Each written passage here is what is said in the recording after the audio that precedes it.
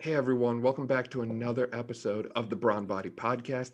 In this episode, we're excited to be joined by Mr. Joel Bennett to discuss his journey and experiences throughout baseball and his life. So for those who don't know, Joel is a former Major League Baseball pitcher. He was drafted by the Boston Red Sox in 1991 and pitched for both the Philadelphia Phillies and the Baltimore Orioles in the late 90s. He later went on to pitch for the New Jersey Jackals in the Northern League East and the Canadian American Association, and he really came in clutch in 2004 in the playoffs. He came back to pitch a major playoff win for them, and in total, he went 59-19 with New Jersey. So with that, Mr. Bennett, welcome to the show. Thank you for joining us. Oh, my pleasure. Thank you so much, Dan. So when people look at your name or they Google you, they're going to find that you've had some incredible life experiences. You've not only just played sports like baseball, but I mean, you've worked with some of the best athletes to walk the planet. From Arizona in 1994, where you were working with Michael Jordan. I think it was the Carolina League, you had 221 strikeouts in 1993. And that was only behind like Randy Johnson and Jose Rio, I think it was. And Right. played with Tim Wakefield, Nomar Garciaparra, Terry Francona. I mean, some household names, it seems. It's just crazy to think that someone from a small town could do all these amazing things in their life. So kind of going back to where it all began for you in college at Eastern Stroudsburg, did you really see all this kind of coming into fruition for your life and your career in the 90s? Well, the vision was way before college. Going back to your intro, Dan, I'm going to be honest with you, I don't even think about some of that stuff until people start talking about it. And my career is not much to, I didn't last up there too long. I've got amazing stories, but that's about all I got to show for it. But yeah, the experiences being teammates with two of the most famous athletes in the world, Michael Jordan, Cal Ripken Jr., it was amazing. But yeah, growing up, I was 5 years old. My brother was 10.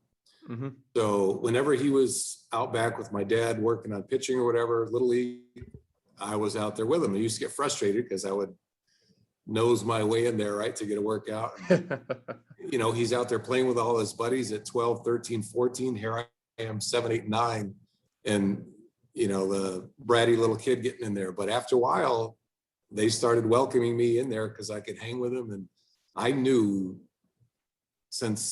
before I was even in Little League what I wanted to do. I just knew what I wanted to do. So it's been a goal before college. So it started to get realistic to me when I was there. Mm-hmm. But the dream started way before that.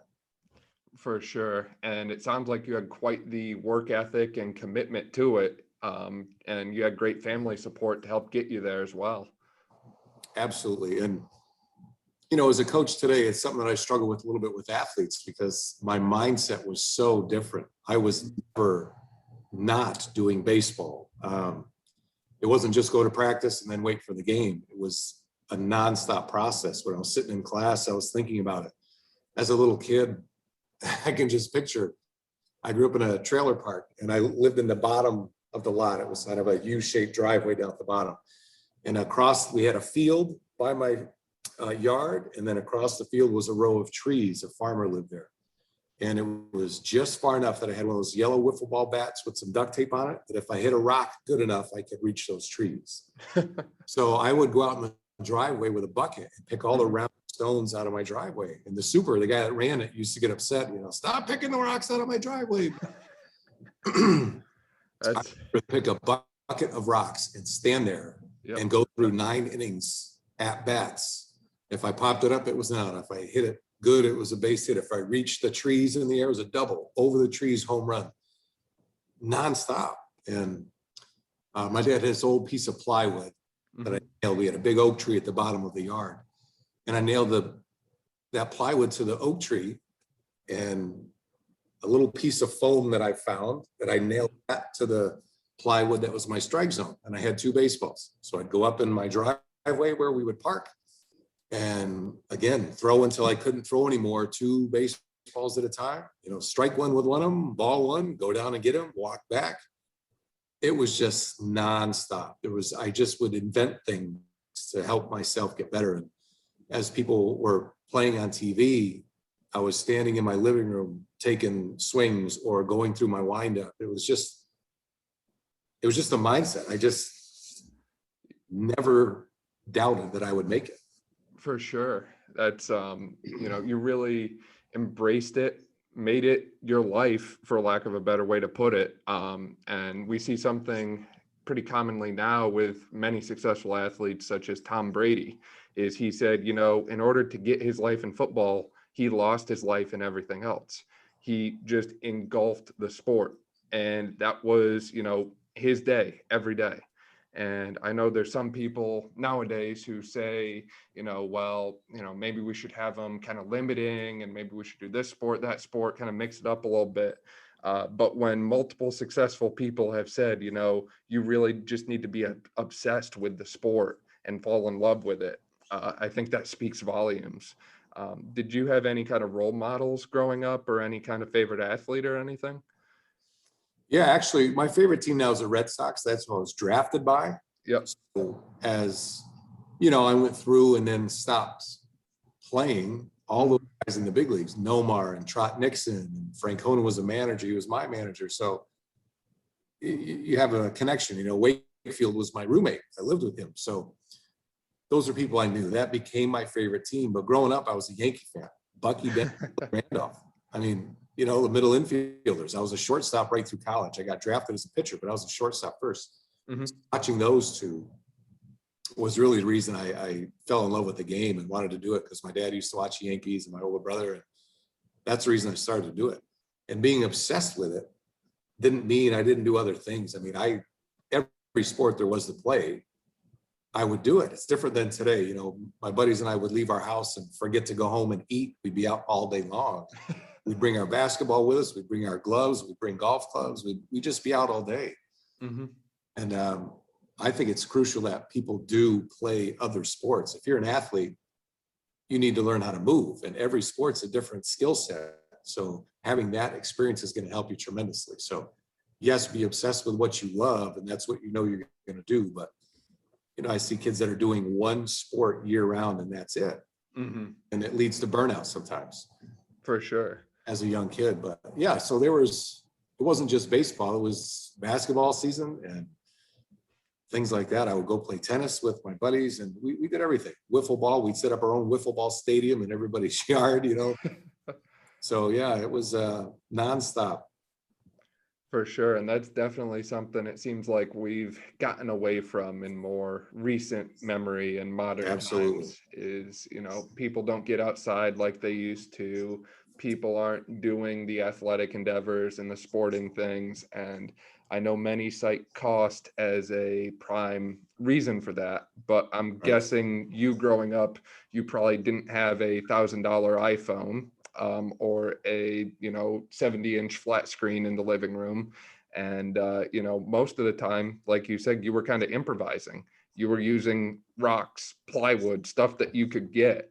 And I think that just kind of speaks volumes to say you don't always need the nicest, latest, and greatest stuff to get active and move around and start having a positive impact on not just your health and fitness, but whatever sporting career you see for yourself.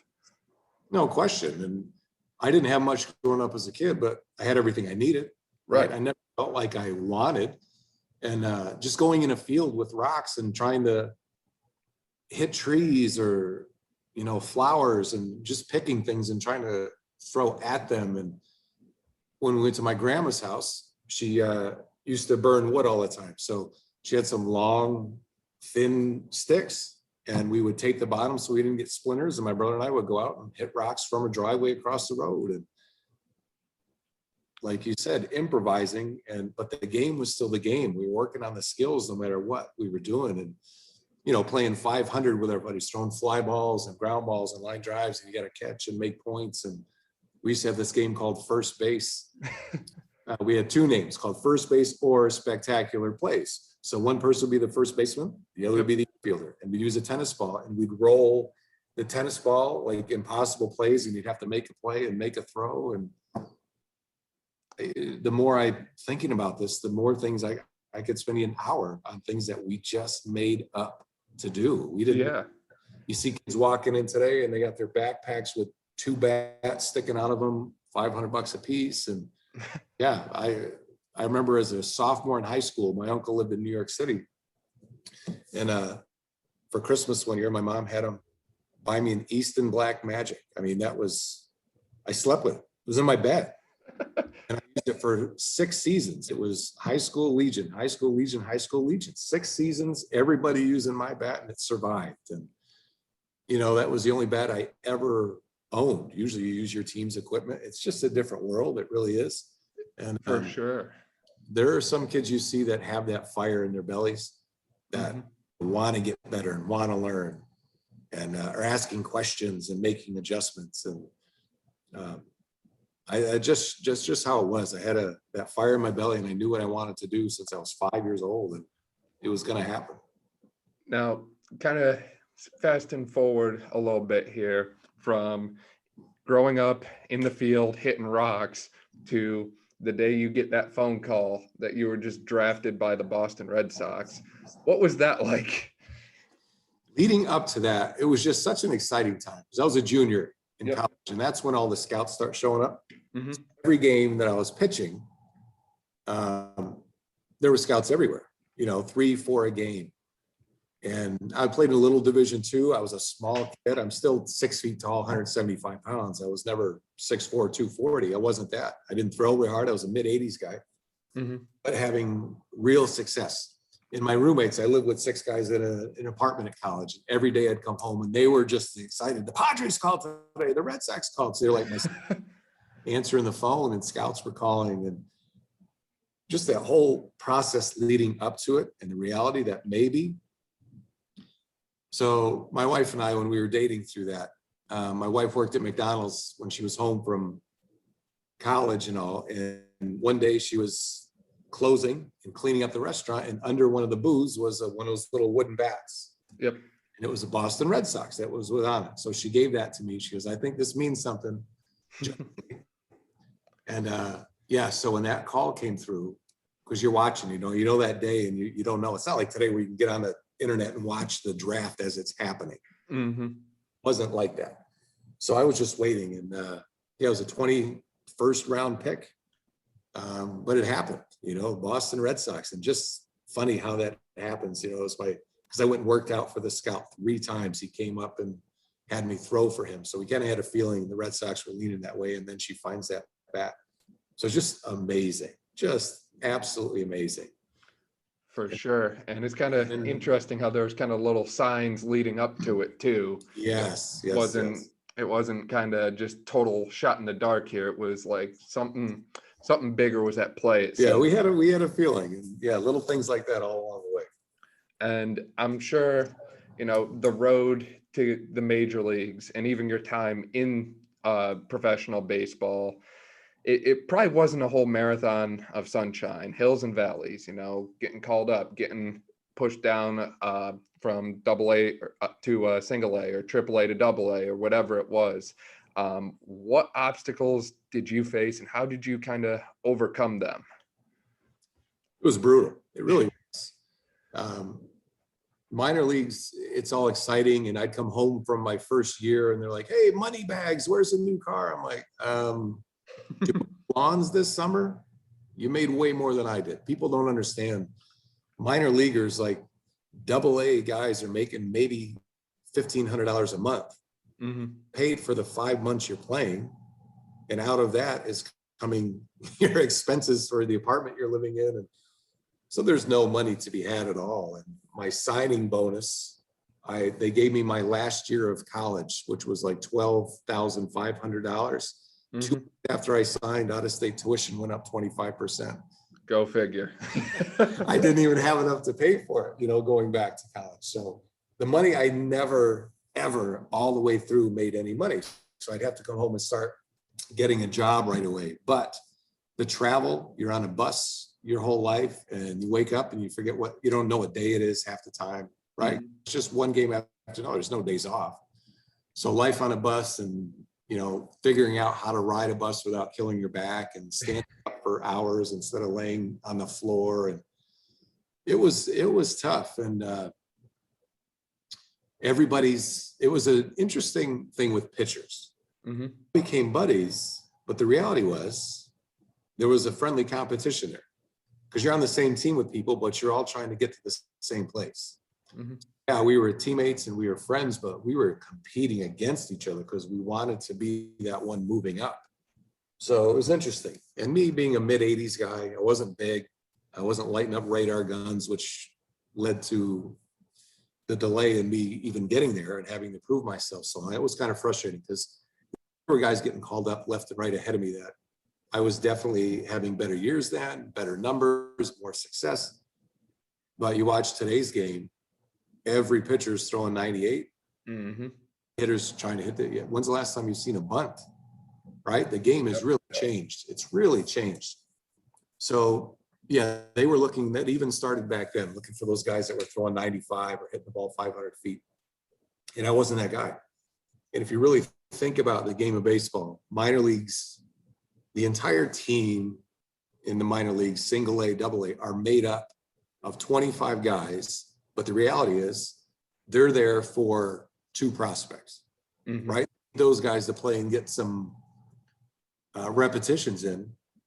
And somewhere along the way, other guys like myself get lucky enough that you keep striving and persevering, right? That's the word we need to talk about, perseverance, Mm-hmm. that get a chance.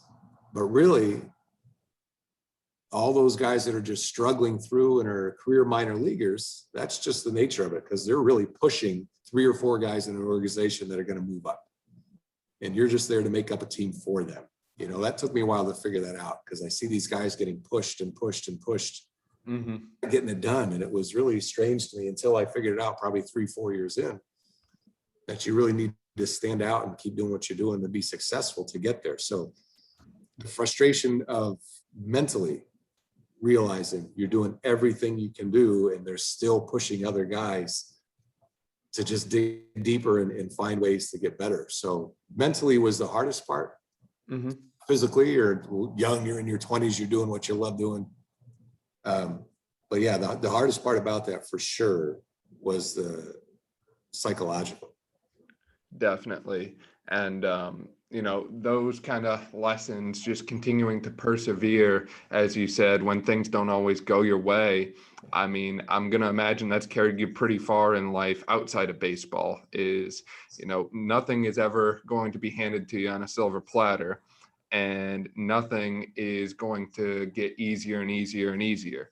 It seems like in life, things can really challenge you sometimes. And if you're comfortable, then you're probably going to get uncomfortable pretty soon. It always has a way of throwing another curveball at you. But your ability to continue to move forward and push past that is what is going to make you successful or keep you where you're currently at. Yeah, regardless of what phase of life you're in, what your career choice is, that strive to get better and do for others. And my faith is a huge part of it, right? If I didn't have a relationship with God and if I didn't have that, where do people find hope? That it's strange to me. So that helped tremendously because I always had something to get me through those tough times, right? I wasn't relying on myself or, things like that. There was always a way that I could step back and pray about it and give me some peace. And that's just life. Like I'm a middle school phys ed teacher now. And just knowing what kids are going through, it's a different world, right? They're inundated with information and some of it they shouldn't even have access to and the things they're seeing and just giving them the reality of, as hard as things are, right? They're here for a reason. There's sure. Being here and there's joy in everything, even though we're, like you said earlier, even though we're in a valley, Mm-hmm. you're facing a storm right now. The Mm-hmm. sun's just beyond the clouds. And sometimes all we can see is that thunder and lightning that's in front of us and the rage of a storm that we're going through in life, but it's going to end and there's the sun beyond it.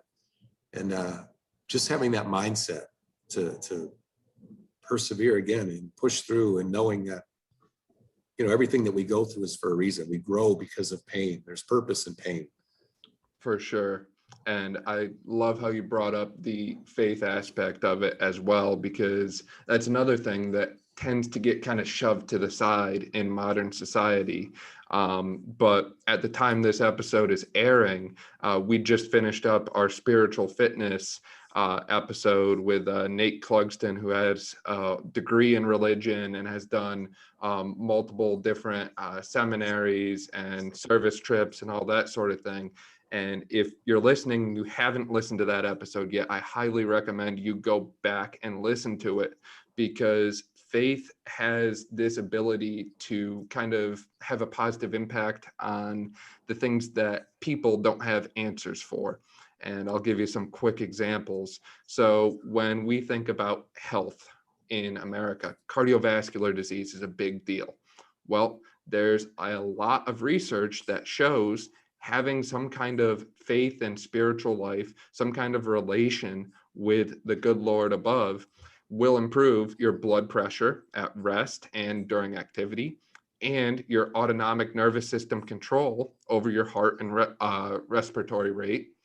There's also a lot of research on faith and cancer, and there's a much higher satisfaction outcome with people who have a relationship with the Lord if they're diagnosed with cancer. And you might think, okay, well, what does that have to do with any of this? You have to remember that we're not just talking about sports here. We're talking about all aspects of life. And there's kind of commonalities, different things that connect all of them together. And faith is one of the biggest things that does that no one is talking about and no one is addressing. And I think it's amazing that in your case, that was one of the biggest things for you to keep moving forward and continue pushing, because as you know, eventually you got to where you wanted to be. Eventually you were able to step on the field in the Major League Baseball division for the Philadelphia Phillies. You were able to do that for the Baltimore Orioles. You were able to strike out Major League Baseball hitters, which is an incredible experience. And that's something that, so many people will never get to do. It's just incredible. And why I was in that position? Because I was blessed with an ability. We all have gifts, no matter who you are, what you're struggling with in life, whether you're an athlete or not. You've been blessed with gifts. You live in the same house as other people, and you have different interests. That's just not something that happens. You were blessed with those gifts and learn how to use those. And why did I get to the major leagues for 41 days total, have nothing to show it other than amazing stories?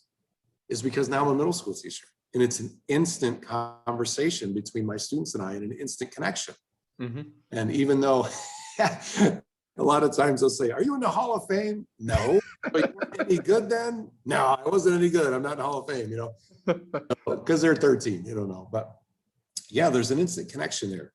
And going back to your health thing, just think about your body chemistry. If you're nonstop worry and anger and resentment, it just changes your body chemistry. And right, we're not meant to deal with that. So, the Bible says you have a peace beyond understanding. How can people be at peace when there's so much turmoil in their lives? Because we know the end game. Mm-hmm. Know where we're going to end up, and we know that we're here for a reason. It's not to struggle and suffer, even though we're going to. It's a promise. You're going to have trouble in this life. There's no question. Mm-hmm. But having hope beyond that totally changes a mindset and how you can go about your day and live your life. Because whether you're a believer or you're not, at the end, we're all going to come face to face. And are you going to be ready for that? That's a big question that sometimes people need to answer. But going back to that, I want to listen to your podcast you just talked about, because what a huge aspect in our physical being is peace. For sure. And I mean, with that too comes a lot of different lessons that it sounds like people in your experiences could have learned a little bit. And it sounds like society in general could benefit from them. So one of the ones that comes to mind is Proverbs 27:17. So iron sharpens iron, so one person sharpens another. And you said there's kind of like that competitive aspect in the minor leagues, how, it's like, who's going to get called up? Is it going to be me? Is it going to be you? You're all on the same team, but you're competing to get to that next level within the team. And I'm sure there would have been a lot better outcomes if everyone was just focused on improving one another and everyone working together instead of, I need to do better than that person, but we're all on the same team, so we all need to win. Right. That was not the goal. And, I don't think I played on very many winning minor league teams. When I got with Jackals, you spoke of that. It was later in my career. I had done my thing in the big leagues, but I got the opportunity to go back and still compete and be a pitching coach on the team, which I absolutely relished because I love teaching. Mm-hmm. And that was a situation where there were a couple guys like myself that had been there, done that, but most of them were young guys that had an opportunity and lost it or wanted it. So they were hungry. And it was an amazing thing, the questions and how they just ate up the information. So that was kind of a different situation than being in an organization. I don't know, when you get drafted, because I saw so many guys just fall because they got drafted and they think they were there and they got caught up in that lifestyle on the road and not taking care of themselves and wondering why they're not getting it done, right? It's easy to do. And it's also easy to do in life. You can focus on some things that we shouldn't be focused on, right? We're going to have trouble like we both talked about. But yeah, at the end of the day, where's your hope lie? Exactly. And the other thing that you've kind of alluded to throughout this is, I would say, your commitment to service and giving back and bettering others, not just through your role as a teacher, but I know you also spend a lot of time coaching baseball, and that's not necessarily something you had to do. You didn't always get paid to do it, but you had a true passion for the sport, and you were really giving back to your local community by sharing that passion with others and helping them realize their potential with it. And absolutely, that's another thing. Why not? Mm-hmm. Why not help kids? And it helped that my kids all came up through with you, Dan, right? You play with my sons. And last year during the pandemic, the summer, I was home. That was the first year. I talked to my wife about it. That was the first year in 43 years that I hadn't either been playing or coaching baseball. That must have been a weird one. It was very bizarre. It was wonderful because we just spent time as a family, but at the same time, wow, the reality of that. 43 years, it's the first time. So it's just wonderful to be able to give back and have the opportunity to be able to bless kids and be able to teach and help them understand to get better and improve and pass along the things that I learned from. And that's another thing. I'm glad you just brought that up. Guys would get done with their work and go and just leave. Mm-hmm. I'm done with my work. And here's another thing. It was brutal about spring training. Pitchers, you get your work in. You're doing your pitcher fielding practice, working on stuff. If you got a bullpen that day, you throw it. Then it's the hitter's turn to take BP. So what were the pitchers doing? Standing in the outfield, shagging for like an hour. Mm-hmm. In Florida or Arizona, and you're just baking and your back hurts because you're still wearing your spikes and just shagging every day. But then after the day's over, people are just leaving. I would go over to the cages and I'm listening to Yastrzemski and Jim Rice and all these Mike Easler, these amazing people, Hall of Famers in cages teaching people how to hit. Mm-hmm. Me as a pitcher, other than pitching, what's the one thing I want to know about? Hitting. Yeah. That's my opponents. So I'm listening to what's being taught and how am I going to use that as a weapon, right? How am I going to use this information to help me as a pitcher attack these guys? You know, what are they talking about? What weaknesses did they talk about? So I would go over there and just sit and listen to these guys. And when Schilling's throwing a bullpen, I'm not sitting in the clubhouse. I'm going out and watching. So I took advantage of all those opportunities of being around amazing athletes. Mm-hmm. And during games, I'd walk by hitters and say, okay, here's a situation. How would you attack this? When would you? How would you? So asking questions of the people you're competing with, but at the same time, these are the hitters that are trying to figure you out.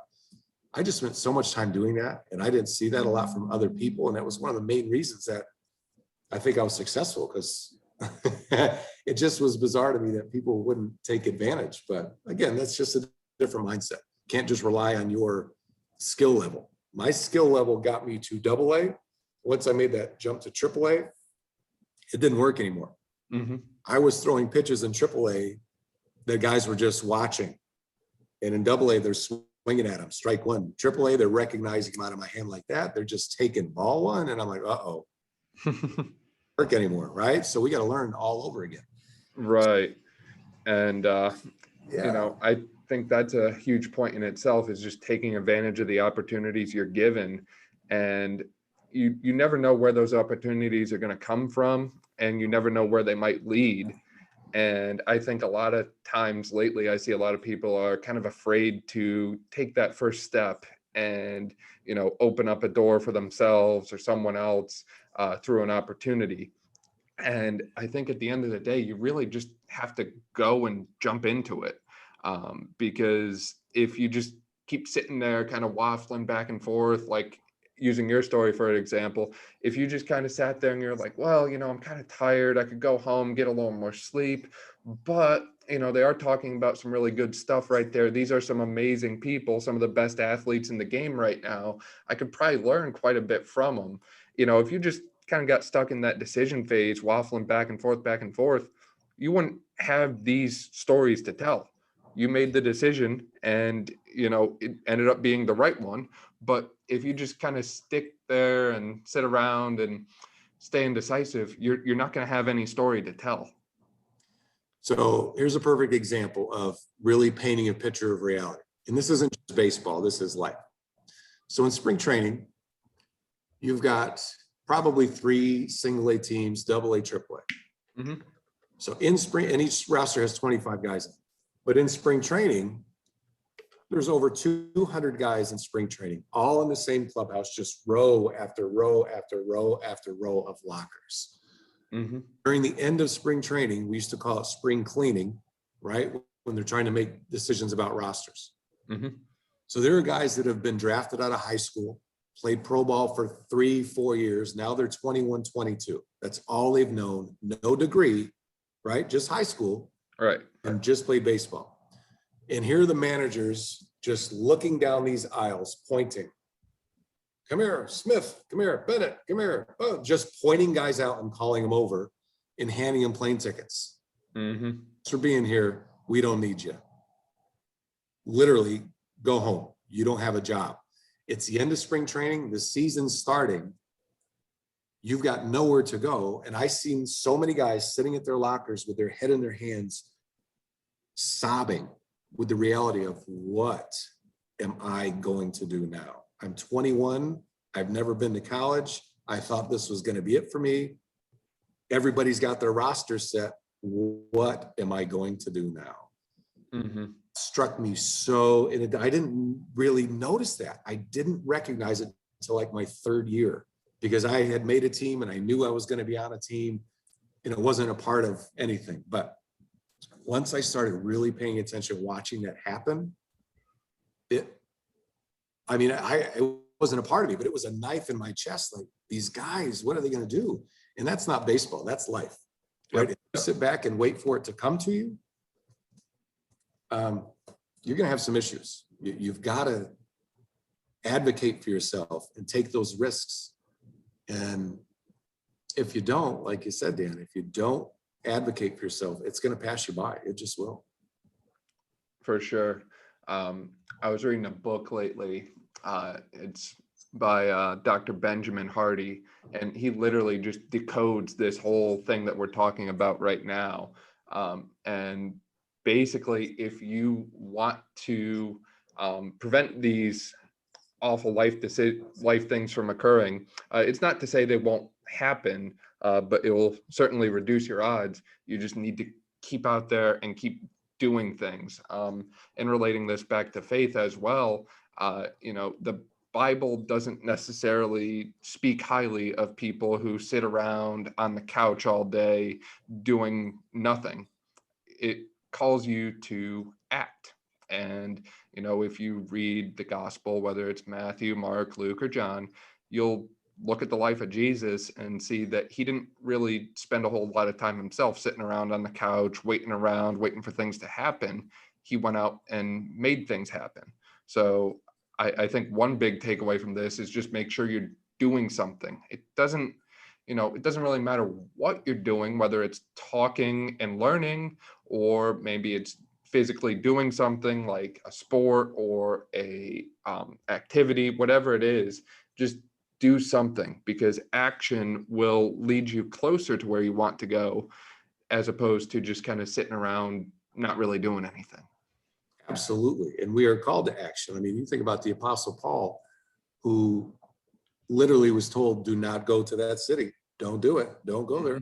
And he knew, but he had to share the gospel, and he would go knowing and nearly getting beat to death and thrown in prison. And, there's going to be pain. We're going to make mistakes. We're going to make decisions that set us back, but continuing to persevere, continuing to advocate for yourself, continuing to push for your dream. Literally, who can hold you back, right? There's nothing that can. But to sit back and wait, that can turn out to be more painful, because pretty soon you realize you're 50 years old, and now what, right? So life is short. And unfortunately, things have kind of changed even when you grew up, right? You had to work for some things that you got. And now, today's world, we sign our kids up for soccer, and we have a little party at the end, and everybody gets a little trophy. And right, there's no striving for that trophy. He's going to get one, right? You did it, you played. So that push to succeed, that push to be that one. And I think what pushed me, and this happened since I was little. If I was on a field or out in the backyard just playing football with guys or whatever, if there was someone better than me, it wasn't okay. I couldn't take that. If, I was playing baseball as a sophomore, and I was on the varsity team, and we were playing against these guys, and I'm watching this kid like, man, I'm not going to let that happen. I'm not going to step on a field and have somebody better than me. That's unacceptable. And that was my mindset, right? It's unacceptable to have somebody better than me. And that was just, I think that's what pushed me. I wanted to be that person, and I could watch and learn and see how and know what I needed to do. And a little of that's absent in today's world a little bit, not with everybody. There are some guys that really like to push, but if people had that mindset that I'm not going to just sit back and wait, or I'm not going to just push a button and have all this information available to me. And that's what I keep telling kids that I coach. You can't just want to be better, right? I want to be really good this year, and I'm going to come to practice for an hour and a half every day and go through the motions, and then it's going to happen. No, if you want to get better, you make yourself get better. It's not a want thing. It's a, what do I do? What are the steps? What are the drills? How much time am I going to put in? And that's not just baseball. That's not just sport. That's life, right? For sure.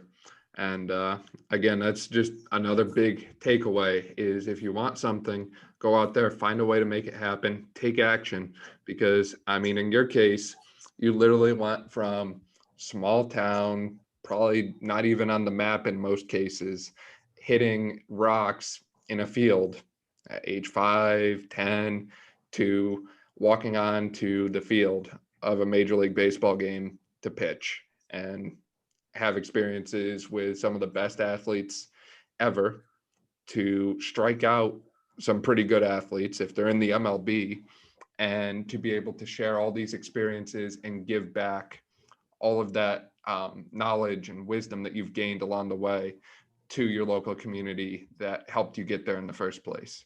And I just think that's absolutely incredible stuff. Well, I'm blown away by you, Dan, because I watched you grow up, right? You were friends with my sons in pre-K, or 5 years old, 4 years old.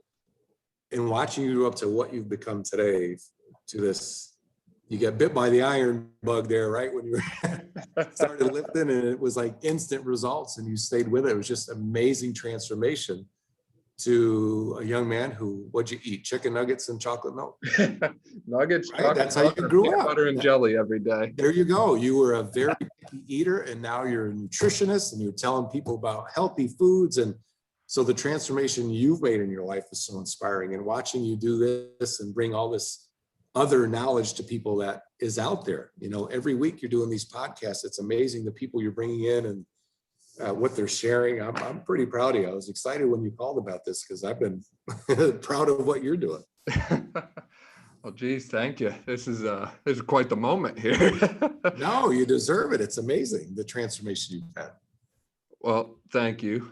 Really appreciate that. And for those listening, be sure to subscribe because you don't want to miss part 2 coming out on Wednesday.